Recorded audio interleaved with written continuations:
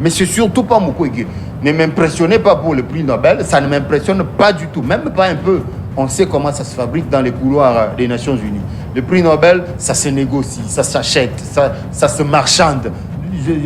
Je n'ai aucun respect pour ce prix-là, fabriqué par la communauté internationale. J'estime que Mukwege, s'il veut notre estime, notre respect ou notre voix, il devrait faire, faire ses preuves autrement, plutôt que d'être le larbin de la communauté internationale. Ils vont se faire élire. C'est une candidature qui ne devrait même pas recueillir 1% des enrôlés. Nous savons tous que Mukwege est un pantin. Mukwege, c'est une fabrication des Occidentaux. Et en plein 21e siècle, je ne vois pas un pays qui se veut souverain, indépendant, laisser hisser un individu de ce genre à la tête du pays. Une fierté pour la nation, prix Nobel de la paix. Laissez-moi évoluer. D'accord. Le prix Nobel, nous savons comment ça se fabrique. C'est pareil avec souliers d'or, ballon d'or, patati patata. Nous savons comment ça se fabrique. Je crois que vous ne pouvez pas le dire ici, mais vous savez comme moi de quoi ces blancs sont capables. Ils créent les conditions de guerre, on tue des gens, on viole les femmes, et eux-mêmes, ils créent quelqu'un pour pouvoir réparer ces femmes, pour en faire un héros, à qui ils bombardent des prix, ils attribuent une notoriété toute faite, tout colmatée de pièces. Bref, c'est une fabrication. Le processus est devenu crédible avant que Fayoulou n'adhère. Parce que Fayoulou exigeait de la crédibilité pour qu'il vienne adhérer. Et il est venu adhérer parce qu'il s'est rendu compte que le processus était devenu crédible. Parce qu'il est maintenant mis en confiance, au-delà du fait qu'il continue d'exiger l'audit du fichier électoral, mais il est déjà satisfait de pouvoir adhérer au processus. C'est que tout est bon. Il ne reste plus que l'audit, même si l'audit ne vient pas. Ça, c'est négligeable. Mais pour le reste, il est rassuré qu'il peut maintenant compétir à armes égales avec tous les autres candidats. La politique des chefs ne paye pas. Il va en accepter aussi les résultats. L'ancien Premier ministre Adolphe Muzito aurait mieux fait de confectionner ce projet en un contenu qu'il transmettrait au président de la République, avec qui il collaborerait pour le prochain mandat. Ah bon? Et je vous dis, ça ferait que développer le Congo, c'est le Congo qui gagnera si Adolphe Muzito a un bon projet et que Tshisekedi en a un autre. C'est quoi d'abord le projet de Félix Tshisekedi? Vous le connaissez, il venait déjà d'être exécuté en partie. Vaincre la pauvreté, c'est le projet de société de Félix Tshisekedi présenté à l'hôtel Béatrice. Je crois que ceux qui connaissent l'histoire vont ne pas me contredire. L'ancien Premier ministre Adolphe Muzito peut prendre son projet, l'associer à celui du président Félix Tshisekedi, en faire un de très solide, avec un contenu imbattable. Comme on dit, il y a plus d'intelligence dans deux têtes que dans une seule. S'il en a un bon et que Tshisekedi en a aussi un bon, ils peuvent fusionner et faire le prochain mandat ensemble. C'est le Congo qui gagne, comme on dit. Bien, bienvenue à ce nouveau Nice Press, amis fidèles téléspectateurs. Cissé Traoré, les journalistes que vous connaissez, est le tout premier invité. Et nous attendons l'arrivée de Fiston Madidi, qui sans doute va se joindre à nous dans les minutes suivantes pour prendre part, bien sûr, ou encore contribuer aux sujets qui seront évoqués. Mais vous savez, nous allons plus vous parler des élections ou encore processus électoral. Hier, c'était plusieurs dépôts des candidatures, notamment de Moïse Katumbi. Sa candidature a été admise ou encore reçue, allais-je dire, au niveau de la CENI. Martin Fayoulou également avait déposé hier sa candidature. Il était accompagné de plusieurs militants et militantes de son parti politique ou encore la population, si vous voulez. Il y avait vraiment une marée humaine, et ça il faut le dire sans ambages. Donc Martin Fayoulou, qui jusqu'ici ne fait pas foi que les élections seront organisées dans le délai, mais ces derniers croient également que ces députés auront également, ou encore ces ces candidats députés auront le temps, bien sûr, de déposer également les dépôts, donc déposer les dossiers, allais-je dire, au niveau de la CENI. Donc, nous allons évoquer toutes ces questions au besoin. Nous parlerons également de l'insécurité qui, jusqu'ici, continue à battre son plein dans la partie Est. Cissé Traoré est déjà là, vous l'avez aperçu. Je m'en vais saluer ces derniers à titre de rappel. Il est reçu, bien sûr, en qualité d'analyste politique, mais Cissé, plutôt, c'est un journaliste congolais. Il est également le DG et le directeur des informations dans une chaîne de la place, Congo Nouveau pour ne pas citer. Cissé, merci d'être là et bon jeudi à vous. Merci Gaylor, merci de l'invitation. Salutations aux nombreux téléspectateurs de Nice Press, mais aussi, encore une fois, je suis ravi de recouvrir ce plateau. Ça fait longtemps, c'est un plaisir de vous recevoir. Processus électoral, parlons-en. Il y a des candidatures, je l'ai dit au sommaire et je me répète, même les pasteurs Ngalassi, je vous avais lu, hein, vous posez la question, c'est qui encore Ngalassi? Les pasteurs Ngalassi que vous connaissez a déposé également sa candidature. Il y a des gens qui viennent, hein, peut-être dans les ambitions, encore dans les idées, de diriger le Congo demain ou après-demain. Martin Fayulu a déposé sa candidature. Moïse Katumbi, avant, il y avait une histoire des originaux, les copies, tout ça là. Au final, sa candidature a été également reçue. Comment vous envisagez tout ça? Certes, les chefs de l'État, ça sera peut-être pour la fin de cette semaine ou encore le début de la semaine prochaine. Toujours est-il qu'il va déposer lui aussi son candidature pour le compte peut-être de l'Union sacrée, mais ça craint parce que l'Union sacrée n'a pas des statuts juridiques, plutôt de personnalité juridique, allais-je dire. Que pensez-vous de toutes les candidatures déjà déposées au niveau de la CENI?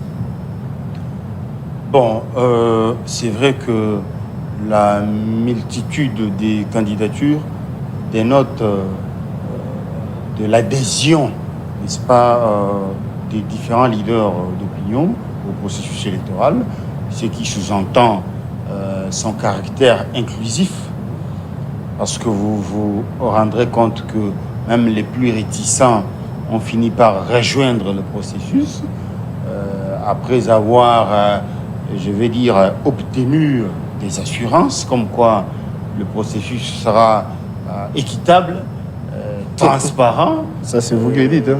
Et ceci implique que tout le monde devra donc s'apprêter à accepter les résultats des élections, parce que je ne prends que le cas de Fayulu, qui hier refusait de rejoindre le processus.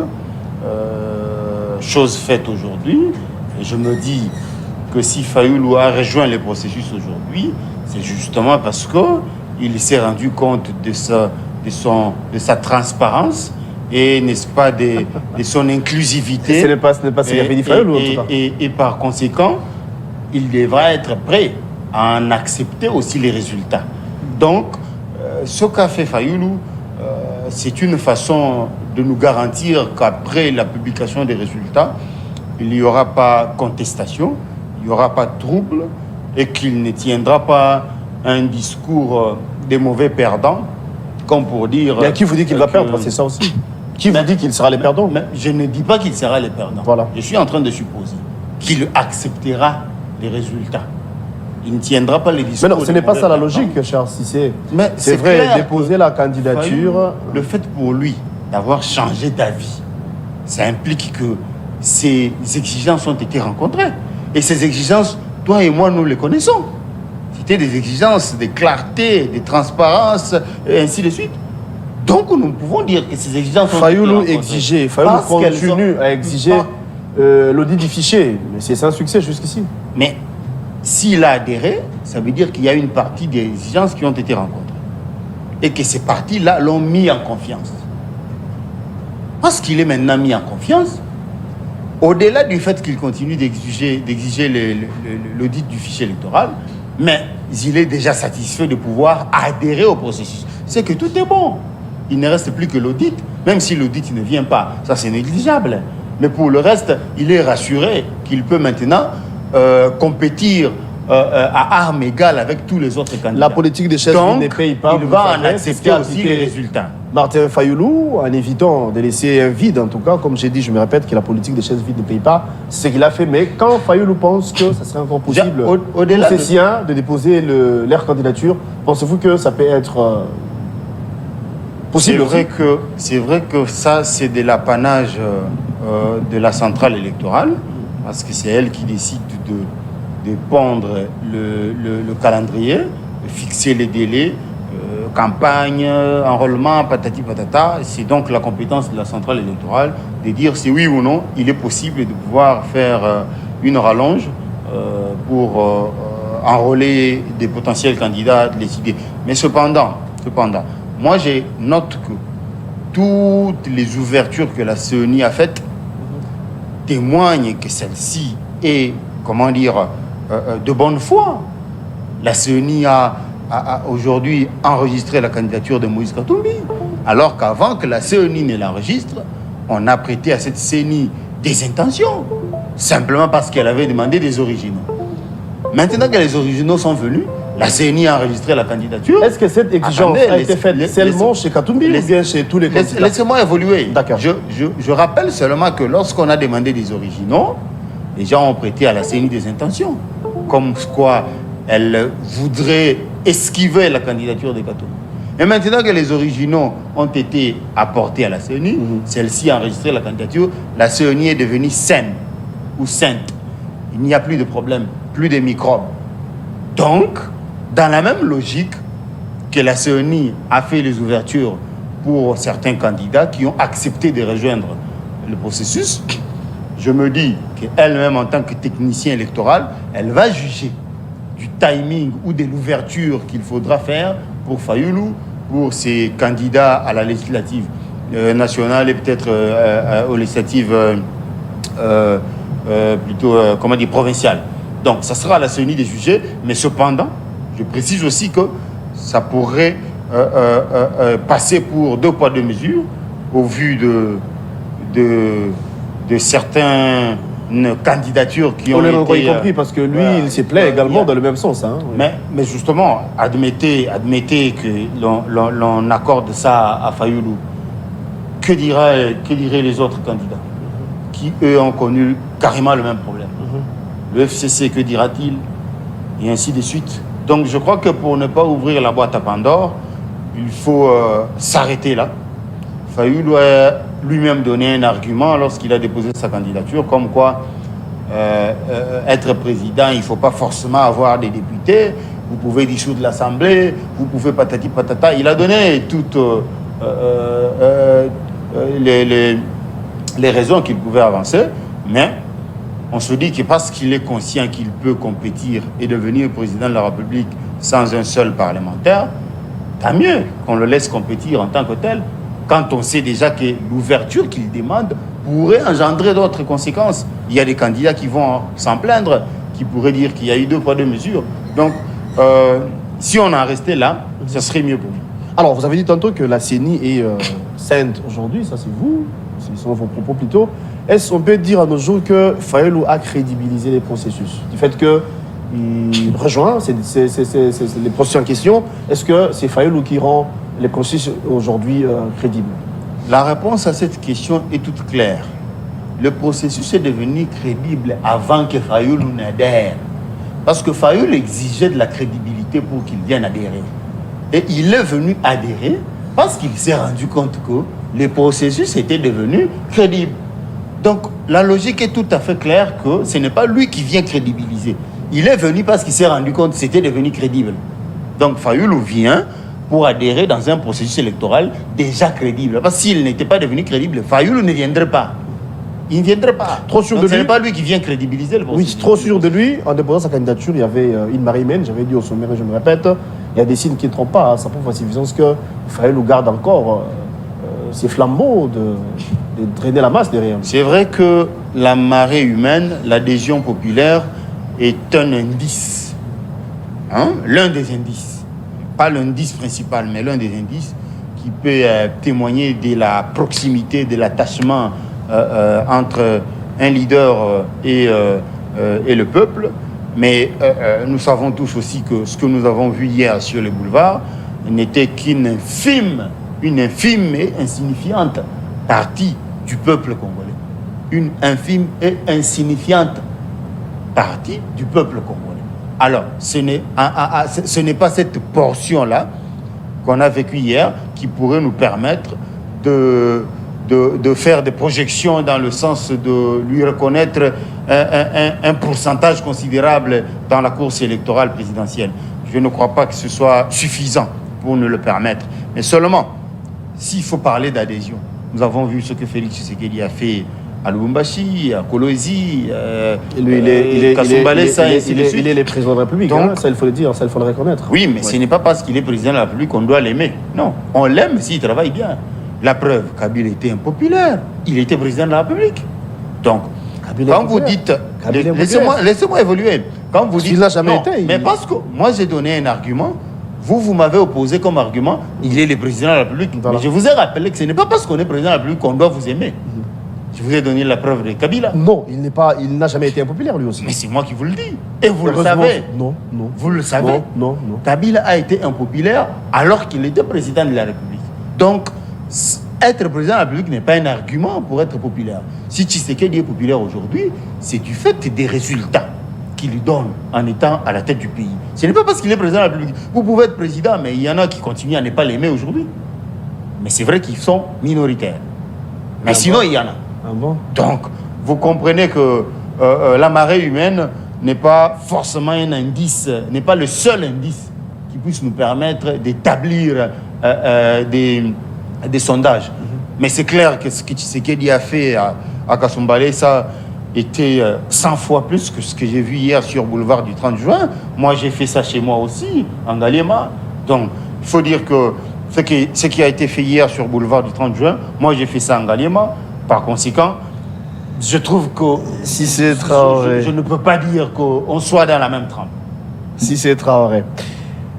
Il y a également une candidature, celle de Denis Mukwege. Apparemment, ça dérange. Il y a de ceux-là qui pensent qu'il est venu non pas pour changer le Congo, mais plutôt pour mettre le Congo en difficulté, à en croire ce qu'il avait dit, son discours lors du dépôt de sa candidature. Mais du moins, que pensez-vous de cette candidature de Denis Mukwege? Je pense que c'est une candidature inappropriée, opportuniste. C'est une candidature qui vient comme faire venir tâter le terrain. Une fois que l'occasion lui est accordée, qu'il fasse le lit de l'impérialisme dans ce pays. Nous savons tous que Mukwege est un pantin. Mukwege, c'est une fabrication des Occidentaux. Et en plein 21e siècle, je ne vois pas un pays qui se veut souverain, indépendant, laisser hisser un individu de ce genre à la tête du pays. Une fierté pour la nation, prix Nobel de la paix. Laissez-moi évoluer. D'accord. Le prix Nobel, nous savons comment ça se fabrique. C'est pareil avec souliers d'or, ballons d'or, patati patata. Nous savons comment ça se fabrique. Je crois que vous ne pouvez pas le dire ici, mais vous savez comme moi de quoi ces blancs sont capables. Ils créent les conditions de guerre, on tue des gens, on viole les femmes, et eux-mêmes, ils créent quelqu'un pour pouvoir réparer ces femmes, pour en faire un héros, à qui ils bombardent des prix, ils attribuent une notoriété toute faite, tout colmaté de pièces. Bref, c'est une fabrication. Une fabrication, et moi, je n'ai aucun respect pour ce genre de fabrication. Mais en quoi sa candidature dérange, d'après vous? Je dis que rien que sa personne de Mukwege, c'est une personne subordonnée à l'autorité occidentale. Cette casquette-là ne suffit pas pour être président de la République. Nous voulons un président qui saura s'assumer, prendre des décisions qui conviennent à la situation de la RDC, qui conviennent à nos réalités, même s'il faut nager à contre-courant de ce que pense la communauté internationale, mais qui s'assume, qui pense que c'est ça qui est bon pour mon peuple. C'est un candidat comme ça que nous voulons. Mais c'est surtout pas Mukwege. Ne m'impressionnez pas pour le prix Nobel, ça ne m'impressionne pas du tout, même pas un peu. On sait comment ça se fabrique dans les couloirs des Nations Unies. Le prix Nobel, ça se négocie, ça s'achète, ça se marchande. Je n'ai aucun respect pour ce prix-là, fabriqué par la communauté internationale. J'estime que Mukwege, s'il veut notre estime, notre respect ou notre voix, il devrait faire, faire ses preuves autrement, plutôt que d'être le larbin de la communauté internationale. Ils vont se faire élire. C'est une candidature qu'ils ne devraient même pas recueillir 1% des enrôlés. Sinon, ils vont se faire élire sur base de projets ou encore les offres politiques, allais-je dire. Moussout en a fait lors du congrès, le tout dernier, le tout premier d'ailleurs de son parti politique Nouvel Élan. Il a présenté 25 points pour l'intérêt ou encore l'avancement du Congo. Moussout a pensé à la presse. Moussout parle de titrisation des terres. Moussout revient sur sa position d'antan d'ériger un mur entre la RDC et les Rwandais pour sécuriser nos frontières. Jusqu'ici, il y a, à mon avis, il n'y a aucun candidat qui a projeté l'avenir de la nation, qui pense offrir aux Congolais les idées pour l'intérêt de notre nation. Pensez-vous que Moussout peut aussi être le meilleur? Ce qui est vrai, c'est un bon candidat. Mais il ne peut pas être le meilleur. Le meilleur est déjà connu. Mais c'est un bon candidat. S'il faut hiérarchiser les candidatures, je dirais que c'est parmi les 2 ou 3 candidatures qui semblent soutenues par un projet réel, un projet, pratique, détaillé et qui contient des éléments qui puissent permettre le développement du pays.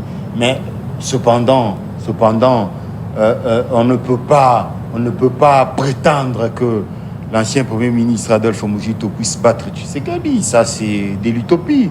Donc, c'est clair que c'est une candidature pour faire de la communication politique, pour exister politiquement. C'est une candidature pour, n'est-ce pas, se permettre de participer aux tractations, au cas où il y en aurait. Il faut commencer par exister politiquement pour être convié à prendre part à ces tractations. Donc, je trouve que c'est un bon calcul politique. Cette candidature est un bon calcul politique. Il fallait le faire, mais aussi l'ancien Premier ministre Adolphe Muzito aurait mieux fait de confectionner ce projet en un contenu qu'il transmettrait au président de la République, avec qui il collaborerait pour le prochain mandat. Ah bon? Et je vous dis, ça ferait que développer le Congo, c'est le Congo qui gagnerait. Si Adolphe Muzito a un bon projet et que Tshisekedi en a un autre. C'est quoi d'abord le projet de Félix Tshisekedi? Vous le connaissez, il venait déjà d'être exécuté en partie. Vaincre la pauvreté, c'est le projet de société de Félix Tshisekedi présenté à l'hôtel Béatrice. Je crois que ceux qui connaissent l'histoire vont ne pas me contredire. Si seulement il sera chanceux d'avoir un deuxième mandat, je disais, la continuité. attendez, laissez-moi. Ça sera la continuité de les premiers 2018. Je disais que l'ancien Premier ministre Adolphe Muzito peut prendre son projet, l'associer à celui du président Félix Tshisekedi, en faire un de très solide, avec un contenu imbattable. Comme on dit, il y a plus d'intelligence dans 2 têtes que dans une seule. S'il en a un bon et que Tshisekedi en a aussi un bon, ils peuvent fusionner et faire le prochain mandat ensemble. C'est le Congo qui gagne, comme on dit. Mais parce que la question que vous posez est celle de savoir si Tshisekedi obtenait un deuxième mandat, que serait l'axe sur lequel il va se hisser. Mais évidemment, le projet de société, pour ceux qui connaissent l'histoire, de Tshisekedi présenté à l'hôtel Béatrice, était étalé sur 10 ans. Pour ceux qui se souviennent encore, tout à fait. Était étalé sur 10 ans. Oui. Cela lui a valu même des critiques de certains, comme quoi il aurait dû en faire pour 5 ans. Mais bon, ce n'est pas là le débat. Était étalé sur 10 ans. Donc, on estime qu'à ces 4 ans ou 5 ans, il en a fait soit la moitié, soit le tiers. Parce qu'évidemment, ce que vous projetez, vous n'allez pas l'exécuter in extenso. Vous n'êtes pas Dieu le Père. C'est ce qu'il a projeté de réaliser sur 10 ans. Soyons pragmatiques. Donc, pour ce premier quinquennat, pensez-vous que c'est un pari gagné pour lui? Bien sûr que c'est un pari gagné. Quand bien même qu'il y a des aspects. Lui qui hier avait dit clairement qu'il va se sentir président de la République ou encore dans la peau de président de la République le jour où la paix sera recouvrée dans la partie Est. Et quand vous dites que c'est un pari gagné, il y a de quoi se poser des questions. Je suis en train d'évoluer, j'étais en train d'évoluer, c'est vous qui m'avez arrêté. Je dis que c'est positif, quand bien même qu'il y a des aspects de la vie nationale qui ne sont pas encore pris en charge, qui n'ont pas encore recouvré leur lettre de noblesse. Mais je voudrais dire ici, même Tshisekedi sait qu'il y a des aspects sur lesquels il n'a pas réussi par rapport à ce qu'il avait projeté faire. Il le dit lui-même. Donc ce n'est pas moi qui viendrai ici dire que tout est parfait.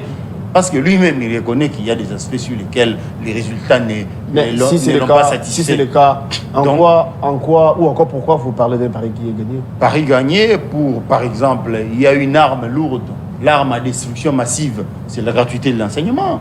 C'est des milliers d'enfants qui ont rejoint les circuits scolaires. C'est des milliers de parents qui se sentent soulagés dans leur galère quotidienne.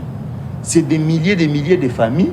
Et c'est la société congolaise qui va demain avoir de moins en moins de brigands parce qu'ils auraient été sur le chemin de l'école. La jeunesse, le pourcentage n'est-ce pas, d'alphabétisation va augmenter. Bref, les conséquences ne peuvent pas être immédiates. Il y en a qui peuvent être attendues à long terme. Donc, rien que la gratuité de l'enseignement, il venait de promettre encore que, la gratuité au cas de la où maternité, il aura un deuxième mandat, eh bien, il va ramener cette gratuité même au niveau de l'école secondaire, alors que ce n'est pas prévu à la Constitution. Bon, bref, évoluons. Voilà, c'est une possibilité pour l'intérêt des enfants ce n'est pas congolais. constitutionnel, ouais. Oui, vous dites que c'est pas constitutionnel maintenant. Non, ce n'est pas que j'ai dit. Oui, la loi oui, ne mais parle pas de ça. Ok, si ce n'est pas constitutionnel, c'est maintenant que ce n'est pas constitutionnel. Mais qui vous dit que demain, ça ne sera pas constitutionnel? Si c'est pour les intérêts des enfants congolais, on peut même déchirer la Constitution et réécrire une autre qui sera en faveur des enfants congolais. S'il y a 2-3 dispositions au sein de la Constitution qui n'entrent pas en adéquation avec les innovations que le chef de l'État est en train d'implémenter, on peut déchirer cette Constitution pourvu qu'on écrive une autre qui va être en faveur du peuple. C'est le peuple qui est souverain, ce n'est pas la Constitution. Donc, le peuple peut décider de déchirer cette Constitution et d'en réécrire une autre. Il n'y aura pas de problème. J'étais en train de mentionner la gratuité de la maternité. La gratuité de la maternité. Et vous-même, vous l'avez dit, prochainement, la gratuité au niveau secondaire. Non, c'est ce qu'il a dit. C'est ce que le chef a promis. Vous l'avez rappelé. J'ai relancé. Vous l'avez rappelé. OK. La gratuité au niveau secondaire. Et aussi, si tout va bien, ce serait la gratuité au niveau de l'université. Ça serait du jamais vécu. Et ce serait là, maintenant, l'avènement de la vraie Allemagne d'Afrique. C'est vrai que l'Allemagne d'Afrique, ce n'était pas une situation qu'on pouvait obtenir par un coup de baguette magique. Il fallait y travailler. C'est un cheminement. Et nous sommes Et l'intégrité territoriale ne vous préoccupe pas? L'intégrité territoriale c'est moindre que tout ça, d'après vous? préoccupe profondément le président de la République. Je ne dis pas en tant que son porte-parole, mais je le dis au vu de ce que lui-même dit. Il l'a dit aux Nations Unies, il le dit dans ses sorties, partout où il va, il répète la même chose. Je peux croire, au vu de ce qu'il a déjà réalisé, qu'il est sincère et que cette intégrité du territoire le préoccupe au plus haut point. Voilà ce qui explique que lui-même dise qu'il n'est pas satisfait de son bilan. Ne pas être satisfait ne veut pas dire qu'il est négatif. Vous pouvez obtenir 60%, mais vous n'êtes pas satisfait parce que vous auriez voulu 80%. C'est là où Tshisekedi se situe. Il aurait voulu que la paix soit complètement rétablie sur toute l'étendue du territoire. Et puisqu'il y a des portions du territoire national qui sont encore sous occupation réelle et forces étrangères, où on n'arrive pas à récupérer. C'est tout à fait normal qu'un président de la République rationnel et équilibré soit honnête vis-à-vis de son peuple en reconnaissant qu'il y a des secteurs de la vie nationale où dont il n'est pas satisfait des résultats. C'est normal. C'est ça être un président honnête vis-à-vis de son peuple. Mais parce qu'il est déterminé à en faire mieux, de mieux en mieux. C'est pourquoi il demande un second mandat. Et notre poids lourd, c'est Moïse Katumbi. Sa candidature admise au niveau de la CENI, nous attendons la Cour constitutionnelle, mais je pense que ça va passer. Katumbi aussi a les ambitions. Katumbi peut diriger le pays. C'est vrai que Katumbi a des ambitions. Il peut, en tant que Congolais, j'ai fait comme ça parce que c'est entre guillemets, si c'est confirmé qu'il l'est, parce que c'est la CENI qui devra avaliser avec la Cour constitutionnelle aussi, si c'est avalisé, il est Congolais, c'est tout à fait normal qu'il ait des ambitions et qu'il prétende diriger le Congo. Mais ambition sans compétence, c'est diabolique, c'est sorcier. Et en tant qu'humain, c'est vrai qu'on peut nourrir des ambitions, mais quand même, regardez-vous vous-même. Attendez, laissez-moi évoluer. Laissez-moi évoluer. Regardez-vous vous-même de quoi vous êtes capable. Si vous êtes capable de présenter angéliquement cette émission, ce n'est pas pour autant que vous êtes capable d'aller présenter une émission sportive. Ce n'est pas pour autant que vous êtes capable de tout. Donc, regardez-vous de quoi vous êtes capable et limitez-vous où vous pouvez donner temps. C'est ça qu'on appelle revoir ses ambitions à la baisse. Inutilement prétentieux. Ça vous ne le demandez pas aux autres, seulement à Katumbi. C'est vous qui m'avez posé la question sur Katumbi. C'est comme ça que je suis en train de répondre concernant Katumbi. Donc, j'étais en train de dire, quelquefois, lorsqu'on fait une sorte d'introspection et qu'on se rend compte qu'on a des limites pour certaines ambitions, n'ayons pas honte de revoir à la baisse les ambitions. C'est ça, être honnête avec soi-même. Sinon, c'est inutilement prétentieux. Katumbi a peut-être de l'argent, mais nous, en tant que peuple, on ne suivra pas Katumbi pour son argent. On ne suit pas Katumbi pour ses millions. On ne suit pas Katumbi pour ce qu'il a réalisé à Mazembe. Non. Nous autres, nous ne sommes pas qu'intéressés par les résultats sportifs, par les succès sportifs. Donc, le peuple congolais, c'est la gestion du Katanga, la gestion du Katanga comme province en son temps. Attendez, je vais arriver.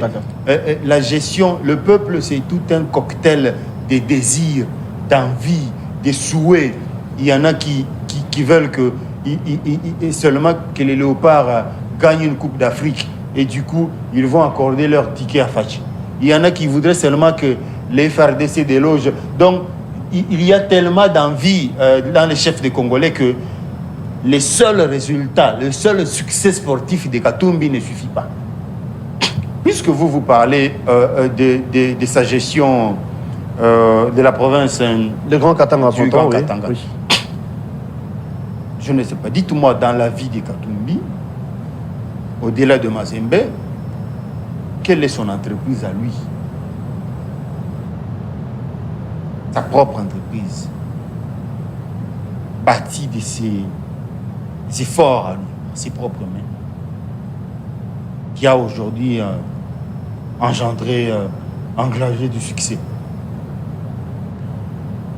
Vous allez me citer tout ce que vous allez citer, mais je veux vous dire que ce sont des sociétés écrans nourries à la mamelle de l'ex-province du Grand Katanga. C'est à cause de ces entreprises-là qu'aujourd'hui la province du Grand Katanga ne ressemble qu'à un trompe-l'œil.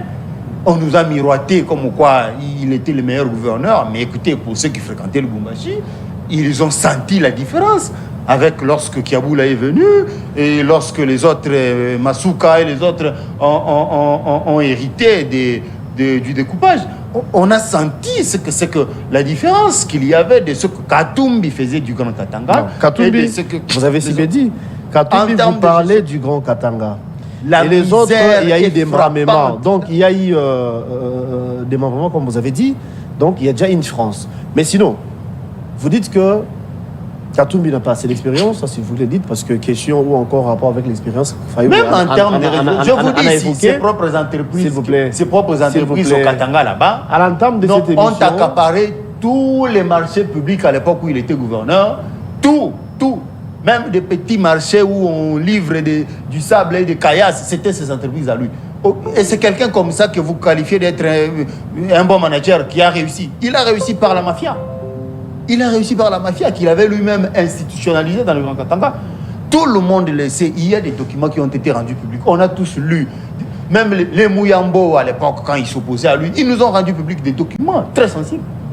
Donc, Katumbi, en termes de gestion d'État, pas un exemple de mon point de vue. Mukwege, il n'en a pas l'expérience, c'est vrai, mais aussi sa proximité avec les impérialistes m'enlève toute estime que j'aurais pu avoir de lui et de son prix Nobel, que j'estime être une fabrication des Occidentaux. Fayulu, a lui-même déjà opéré un très mauvais calcul au sein de sa famille politique. Il y a trop de voix discordantes, il y a beaucoup de dissonances, dans ce sens que même hier, quand ils étaient sur le boulevard, il y a eu un groupe de militants des SID et de la Mouka, parmi les frustrés qui n'ont pas déposé de candidature, qui se sont postés quelque part sur le boulevard pour les tabasser. Ça, je n'ai pas vu. N'eût été l'intervention de la police nationale. Ça, je n'ai pas vu alors que j'étais sur place, moi. Laisse-moi moi, j'ai vu ça. Il y a eu un. Vous ne dites même pas là. Laissez-moi. Je vous donne l'info, je suis journaliste.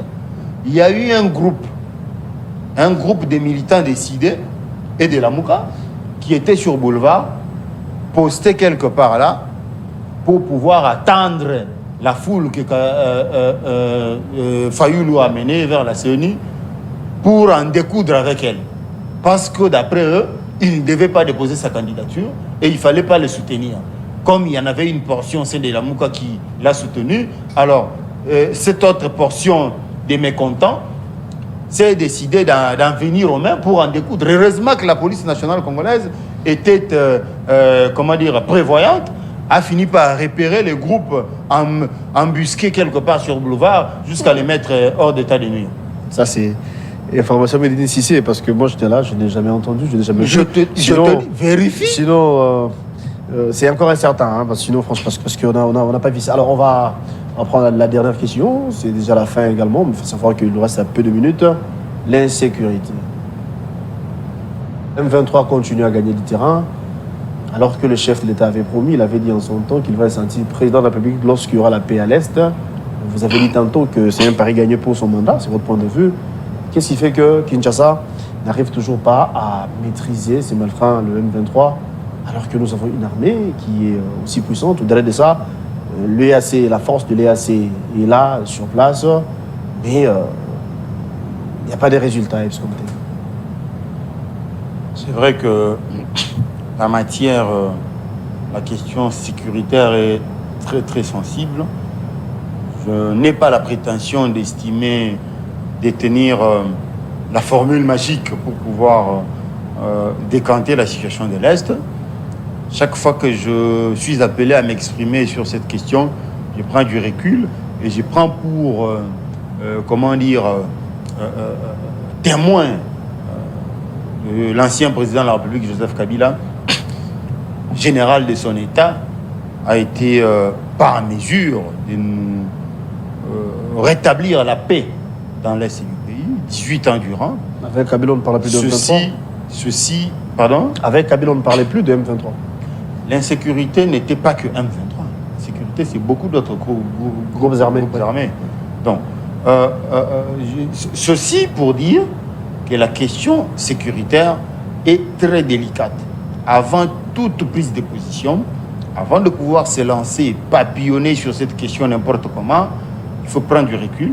C'est comme ça que j'ai évoqué la situation que Kabila a laissée, malgré ses 18 ans, et général de surcroît. Donc, Tshisekedi a décidé de procéder d'abord par la manière diplomatique. Ce qui fait que aujourd'hui, nous avons certains résultats. Par exemple, la présence des troupes de l'EAC. Qui servent à rien, en tout cas. Mais aussi des recommandations qui sont sorties. C'est du remplissage, à mon avis. Du sommet des chefs d'État de la SADC. De nombreuses sorties que le ministre des Affaires étrangères et que lui-même, le président de la République, effectue au niveau de la communauté internationale, des Nations Unies, ainsi de suite, rentrent dans le cadre des efforts diplomatiques que le chef de l'État déploie pour résoudre la question de l'Est. Mais voilà pourquoi je décris la proximité de certains candidats avec l'Occident. On a fini par comprendre que l'Occident nous joue le double jeu. Mais puisque nous nous rendons compte que c'est eux qui nous jouent le double jeu, Tshisekedi a décidé, à la même occasion, lui aussi, d'appliquer son propre jeu. C'est-à-dire de rendre les FRDC plus efficaces pour pouvoir demain mettre un terme à la démarche diplomatique et commencer une toute autre démarche par nos forces armées. C'est ce qui explique aujourd'hui les FRDC requinqués complètement de fond en comble en termes d'équipement, en termes de tenues, en termes de formation. Vous vous rendrez compte que le budget même alloué à la défense a augmenté d'un cran. Au-delà du fait que le budget aussi national a augmenté. Tout ceci mis ensemble constitue des efforts que Tshisekedi tout ça, comment dire, déploie parallèlement. Tout ça, c'est bien beau. Attends. Mais quels sont les résultats sur le terrain? Ce sont des efforts que Tshisekedi déploie parallèlement aux efforts diplomatiques.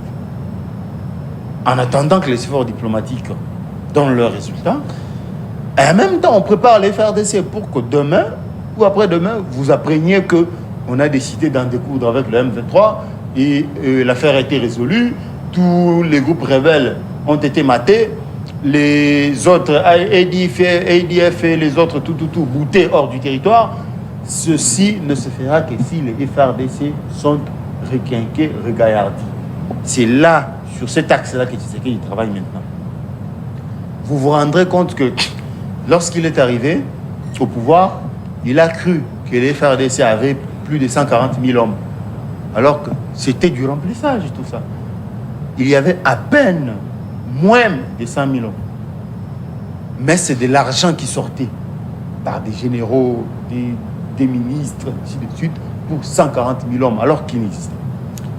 Il s'est rendu compte qu'il fallait commencer par recomposer l'armée. Et c'est sur ça qu'il travaille. On compose une armée forte.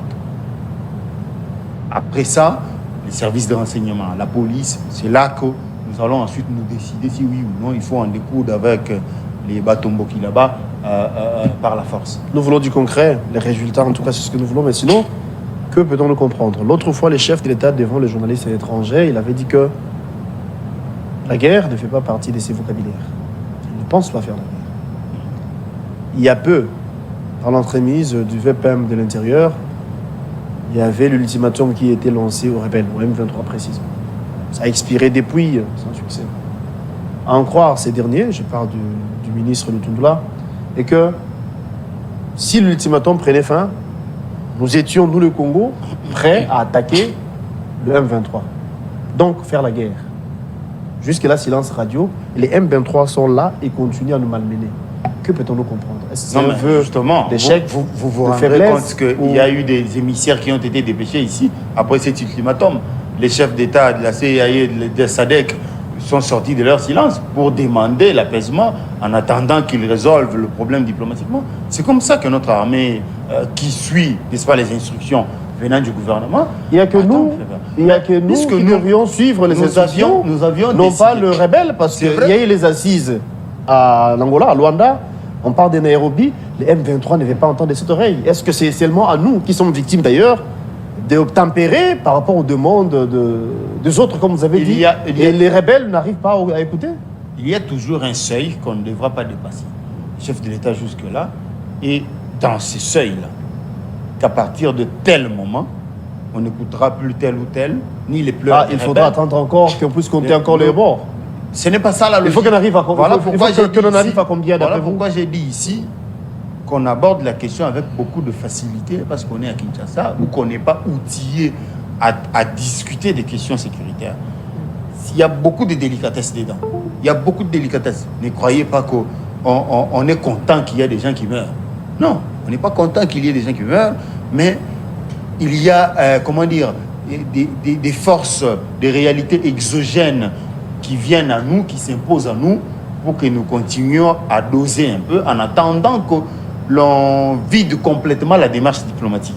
Parce que s'il s'agissait de la force, je crois que de nos jours, les FARDC sont au top. Mieux outillés, mieux équipés pour pouvoir affronter qui que ce soit parmi nos pays voisins. Et que le moment venu, les FARDC recevront, si nécessaire, l'ordre de pouvoir faire la guerre. Mais si le gouvernement ne le fait pas jusqu'à présent, c'est parce qu'il estime que ce n'est pas encore opportun. Ce n'est pas encore opportun, étant attendu qu'il y a d'autres démarches. Alors que tantôt, vous avez parlé de ces réformes au niveau de l'armée. Mais les réformes de prouesse au niveau de l'armée. Mais il y a déjà des... En termes d'équipements comme Comme les hommes. Il y a des avancées, même du côté solde. Des primes qui ont été sensiblement augmentées. Tout ça là, c'est des avancées. Mais est-ce que pour autant qu'on doit faire la guerre parce qu'on a déjà amélioré la situation de nos militaires? On regarde l'opportunité avant de pouvoir déclarer une telle guerre. Si c'est la fin de cette émission, je suis heureux de te recevoir. Je rappelle à ceux-là qui nous suivent qu'on devrait également être ou recevoir, on devrait être avec Fiston Madidi, qui malheureusement n'a pas répondu à l'invitation. C'est le fils de Martin Fayoulou. Non, il est cadre au sein de Nouvel Élan. La Mouka parti chez Adolphe. Mais comment les communicateurs de Nouvel Élan fuient les débats? Que vous êtes, nous sommes tous deux journalistes, vous êtes sans ignorer qu'un journaliste n'est pas en aucun cas trahir sa source. Je voulais poser la question par rapport à l'arrestation de Stanis Boujakira. Vous savez également que l'article au niveau de Jeune Afrique ne porte pas sa signature, mais Stani se trouve aux arrêts. Pensez-vous que le mérite vient... Il y a un non-dit, au fait, d'après vous? Ce qui est vrai, c'est que le dossier concerne est lié à la mort de Chérubin du feu Chérubin Okende. Il y a beaucoup d'histoires secrètes liées à cette mort. Ce que je sais, c'est que le procès va commencer bientôt là. Je crois qu'il sera même public d'après mes sources. Les chauffeurs venaient d'être libérés. Les arguments vont être donnés pour la défense et le procureur va donner les siens aussi. Mais au-delà de tout, ce que je sais est que le confrère Stani a été est accusé pour ses tweets et non pas pour ce qui a été publié chez Jeune Afrique, que je sache. Non, le problème c'est Jeune Afrique, non pas les tweets. C'est ce que moi je sais. Alors, si c'est Jeune Afrique le problème, je me dis que c'est peut-être parce que Stani en est le représentant ici en RDC et que les services peuvent c'est un collaborateur juste. Les services peuvent penser que toute info qui parvient à Jeune Afrique ne peut provenir que de... Est-ce que les services peuvent agir comme ça? Est-ce que c'est la logique? C'est mon raisonnement. Je suppose que les services estiment ou ont à leur disposition des éléments qui attestent que ce serait Stani. Mais je trouve qu'on papillonne un peu là-dessus vaguement. La meilleure façon de se faire sa propre religion serait d'attendre que le procès commence publiquement. On saura chacun ce que les services ont à leur disposition, ce qu'on reproche exactement à Stani, et les avocats du confrère vont, n'est-ce pas, donner leurs arguments pour pouvoir décharger le confrère. Si c'est merci d'être venu, c'est la fin de cette émission. Je peux vous retrouver prochainement. Encore une fois, merci pour la disponibilité. Sans problème, je ferai de mon mieux pour être là, quand bien même que les co-débatteurs de Nouvel Élan fuient les débats et des idées qui ne font que fuir. Voilà, mais je ferai de mon mieux pour être là. Les idées revenues en puissance et à pompe. Merci beaucoup, c'est la fin de cette émission. On va vous retrouver demain à la même heure avec le même plaisir pour un nouveau numéro. La rédition c'est à 18h. Les internautes, abonnez-vous plutôt à Nice Press Télévision, abonnez-vous à la RTVS 1. Merci à Pamphile Makanda, merci à Jires Mabeka, Jérémy Bomolo, merci à toi également. Et voilà, donc, assistez encore, merci. Et bon, tous les programmes sur nos antennes. Au revoir.